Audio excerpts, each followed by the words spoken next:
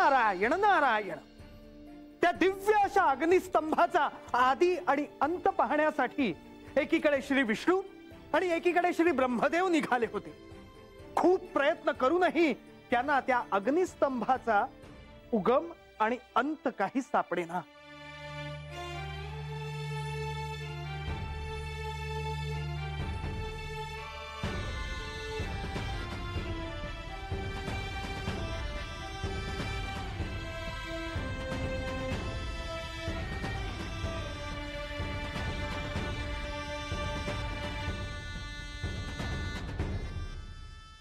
आता या प्रसंगात श्री महादेवांनीही उतरण्याची वेळ आली होती.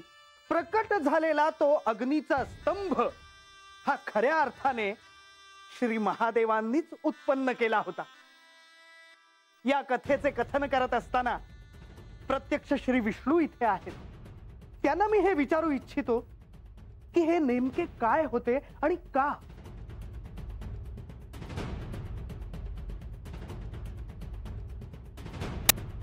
आज तो प्रसंग मला अगदी स्पष्ट दिसत आहे.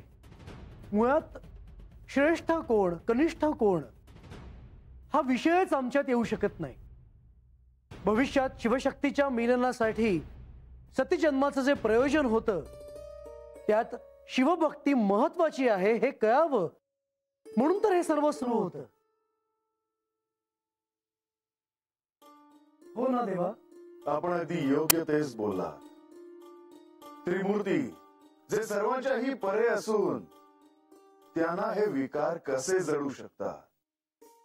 परंतु जर त्यांनी या लीला दाखवल्या नाहीत तर मनुष्य आणि देवता ह्यांना आदर्श कसे मिळतील.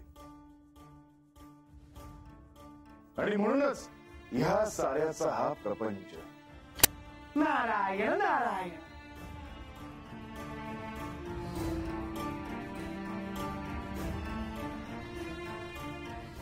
यावं माधवा यावं. तुम्ही चिंतित दिसत आहात. स्वाभाविक आहे. मी अगदी पाताळापर्यंत जाऊन या अग्निस्तंभाचा अंत शोधण्याचा प्रयत्न केला परंतु नाही. असं वाटत आहे की सारं त्रैलोक्यच या अग्निस्तंभाने व्यापलं आहे. हे मात्र सत्य बोललात माधवा. हा अग्निस्तंभ खरोखरीच दिव्य. याचा उगम आणि अंत शोधून काढणं खरोखरच कठीण आहे. त्यासाठी श्रेष्ठत्वाचीच आवश्यकता आहे.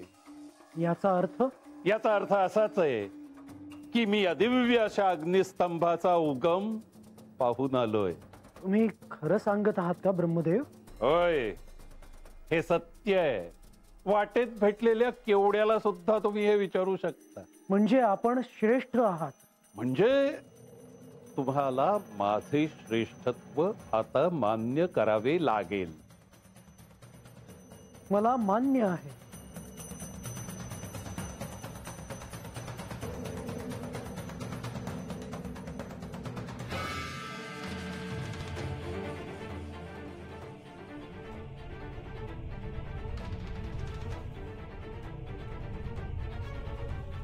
हे काय झालं?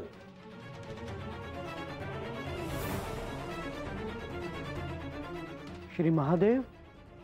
श्री महादेवा आपण? होय, मीच. तुम्हा दोघांमध्ये जो वाद झाला होता तो मला समजला आणि म्हणून या अग्निस्तंभाच्या रूपात मी प्रकट झालो होतो. मुळात जनक, पालक, संहारक अशी आपली भिन्न कार्य असली तरीही आपले तत्व हे एकच आहे आणि त्याचे विस्मरण होणे नाही.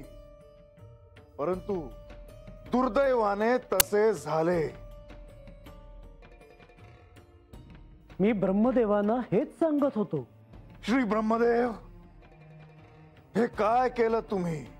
हे श्री महादेवा, मला माझे श्रेष्ठत्व सिद्ध करायचे होते आणि म्हणून. श्री ब्रह्मदेव, तुम्हाला त्या अग्निस्तंभाचा उगम सापडला नसला तरीही तुम्ही श्री विष्णू यांना असत्य सांगितलेत. ब्रह्मदेव, आपण मला असत्य सांगितलेत. हे श्री महादेवा, माझ्या या कृत्याला क्षमा असावी. नाही ब्रह्मदेव, ह्या कृत्याला क्षमा नाही, हे अक्षम्य आहे.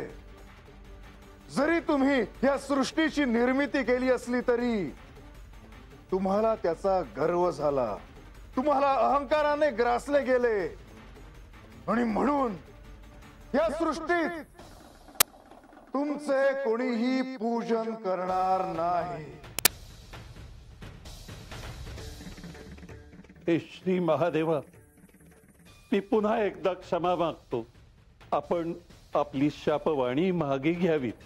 नाही ब्रह्मदेव, ते होणे आता शक्य नाही. तुमच्या गर्वामुळे हे सर्व झाले आहे. तेव्हा ह्या अपराधात केवढ्याच्या फुलाने तुम्हाला सहाय्य केले आहे आणि म्हणून केवढ्याच्या फुलाला माझ्या पूजनात कधीही स्थान असणार नाही. नारायण नारायण. आणि अशा प्रकारे श्री ब्रह्मदेवांना त्यांच्या अहंकारामुळे श्री महादेवांच्या क्रोधाला सामोरे जावे लागले. ही घटना म्हटली तर साधी आणि म्हटली तर विशेष अशी आहे. हे असं घडण्यामागे जी कारणं होती ती श्री खंडेरायांनी बानूला जी कथा सांगितली होती त्याच्याशी देखील निगडीत होती. म्हणजे महाराज ते भगवती देवीच्या गोष्टीशी निगडीत आहे होय? होय बानू, आता तेच मी सांगेन. नारायण.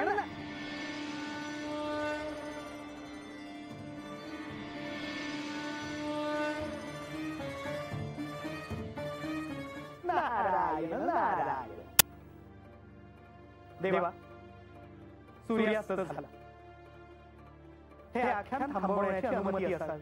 मुनिवर, आता ह्या पुढील आख्यानात तुम्ही ही कथा सांगावी. जशी आपली आज्ञा प्रभू. सदानंद सदानंद सदानंद सदानंद सदानंद सदानंद सदानंद सदानंद सदानंद सदानंद सदानंद सदानंद सदानंद सदानंद सदानंद.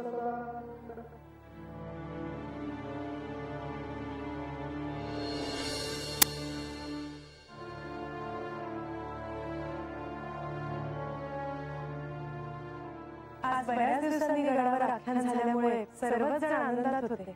मुनिवरांनी जी कथा सांगितली ती कथा या क्षणी सांगणं मला महत्वाचं वाटतं. देवा, आपण श्रेष्ठत्वाच्या मुद्द्यावर बोलत आहात का? होय माधवा, वरवर वाटणारा मुद्दा अत्यंत महत्वाचा आहे. या साऱ्या सृष्टीत प्रत्येकाचे त्याचे त्याचे एक स्थान आहे. हाच सृष्टी चक्राचा नियम आहे आणि म्हणूनच तर हा समतोल राखला गेला आहे. होय देवा, परंतु पाणाईने तिच्या स्थानाचा विषय काढला तेव्हा मला आश्चर्यच वाटलं. माधवा, लक्ष्मी देवी हा केवळ तिचा एकटीचाच निर्णय नाही आणि ह्या तिची काही चूक नाही. मनुष्य जन्माचे नियम हे सर्वांना पाळावेच लागणार. परंतु आता मात्र बानूला ह्या कथानकातून पुरेसा बोध मिळाला असावा. निश्चितच त्यावेळी म्हाळसादेवींनी घेतलेली भूमिका अगदी योग्य होती. म्हाळसेच्या या आशा वागण्याचे प्रयोजन कदाचित ह्या क्षणी बानूच्या ध्यानात येणार नाही. परंतु जेव्हा भविष्यात तिला हे कळेल की म्हाळसा तिच्या आत्मज्ञानासाठी प्रयत्नशील होती तेव्हा ती देखील भावुक होईल. खरं आहे.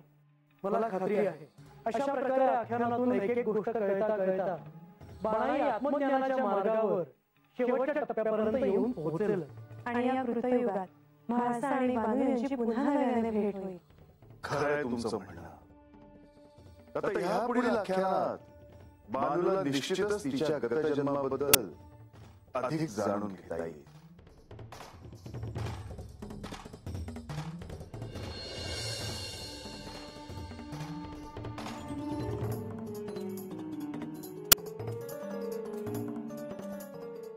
आजचं आख्यान चांगलं झालं बघा. पण बानू, देवीने तुझं ऐकायला पाहिजे होतं. होय ग, मला तर बराच त्याच्या बाहेरच उभं केलं त्यांनी. त्यांच्याबरोबर कुठं बी बसायला दिलं असतं तरी चाललं असतं. बरं नाही, नाही पर तू माघारी घेऊ नकोस, तुझं म्हणणं सोडू नकोस. नाही सोडणार. बांधताई, तुमच्या म्हणण्याप्रमाणे आख्यान झालं नव्हतं. ह्यांचं काय ऐकताय? तुम्ही आख्यानामध्ये जे सांगितलं आहे तेच विचार करा.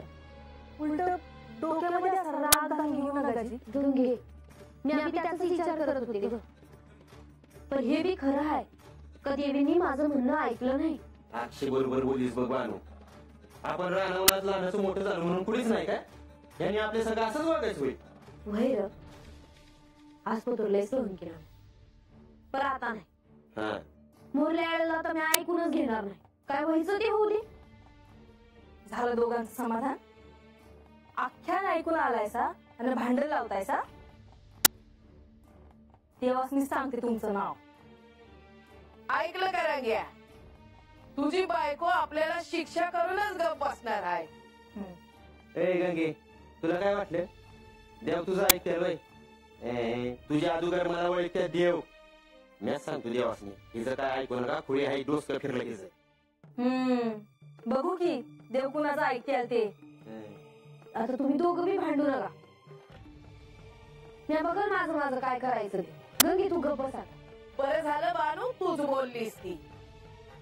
आख्यानातला आमासनी काही समजत नाही, पण आमासनी जे समजत आहे ते तुझ्या भल्यासाठी आहे. म्या तर म्हणते बानू, उद्या सकाळी देवासनी सांगावं लागेल का तुला तुझं मानाचं स्थान हवं.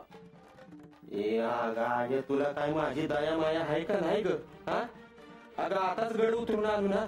पुण्याला गड चढायचं, पुण्याला उतरायचं, काय काळजी बिळजी आहे का नाही माझी? देवानी काय सांगितलं आहे? कष्ट करा, तेच ध्यानात ठेवा. रंग्या, उद्या मी सांगल तसं सांगावं घेऊन जा तू गडा.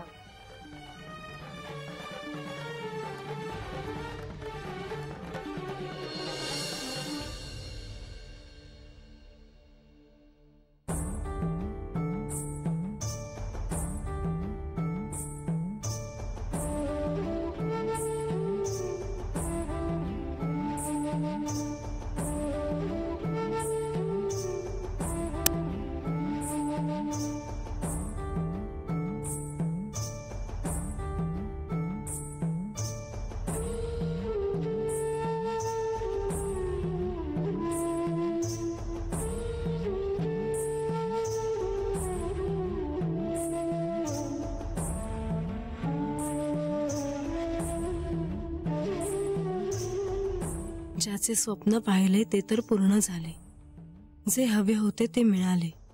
सगळं सुंदर आहे, तरीही ही हुरहुर का?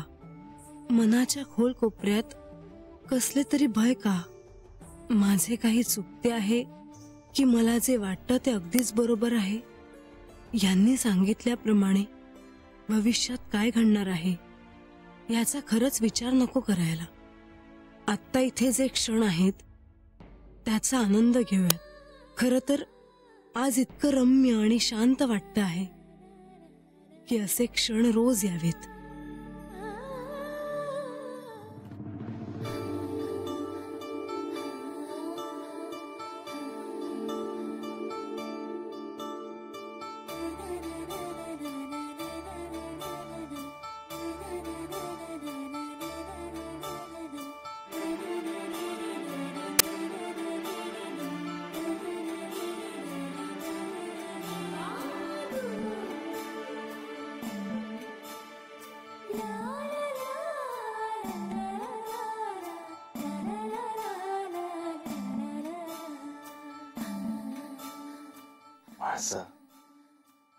तुला सत्य कळले आहे हे ज्यांना ज्यांना समजले आहे ते सर्वजण आनंदित आहे.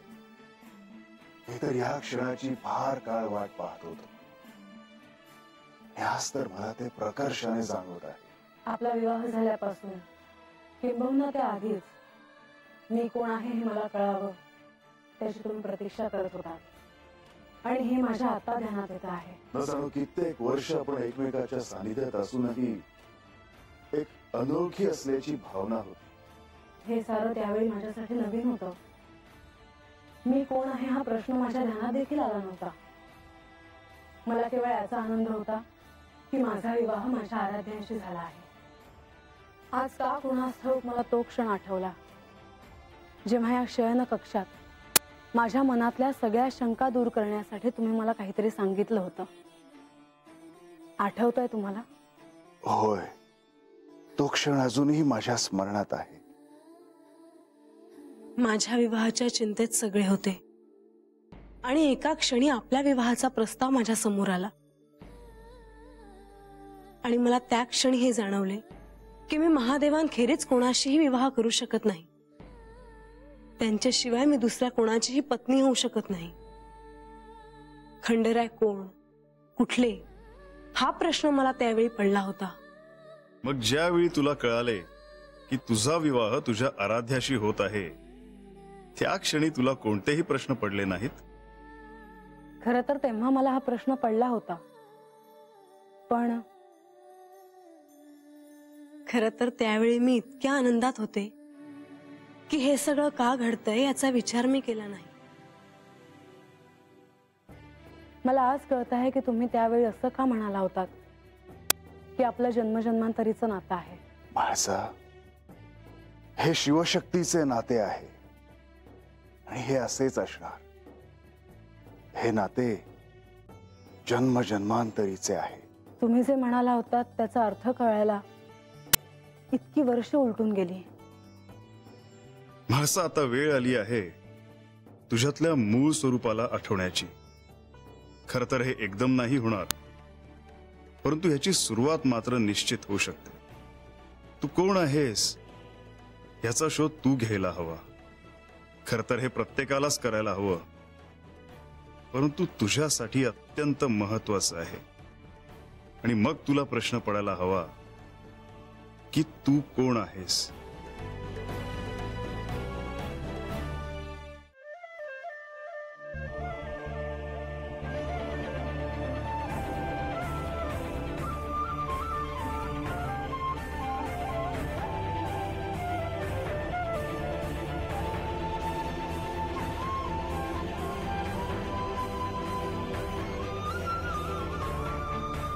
म्हाळसा, मी तुला याआधी सांगितले आहे की ही जेजुरी मला अत्यंत प्रिय आहे. कैलासात आपण असेच एकत्र होतो आणि आज जेजुरीत देखील आपण असेच एकत्र आहोत. ही जेजुरी जणू कैलासच आहे. हो, तुमच्या या रूपाने इथल्या भक्तांना आपल्या आराध्याचे दर्शन होते. तुमचा कृपा आशीर्वाद त्यांच्यावर आहे. नाही म्हाळसा, केवळ माझाच नाही तर तुझा देखील कृपाशीर्वादाचा हात त्यांच्यावर सदैव आहे. तुझ्या दर्शनाने देखील त्यांना प्रसन्नता लाभते. मी बानूशी विवाह केला म्हणून तुला राग आला होता, परंतु ती देखील एक वचन पूर्तता होती. हो, मला ठाऊक आहे. आता मला प्रतीक्षा आहे त्या क्षणाची जेव्हा आपण पुन्हा कैलासात जाऊ. मी देखील त्या क्षणाची आतुरतेने वाट बघते आहे, पण बानूला आत्मज्ञान झाल्याशिवाय ते शक्य नाही, हे देखील सत्य आहे.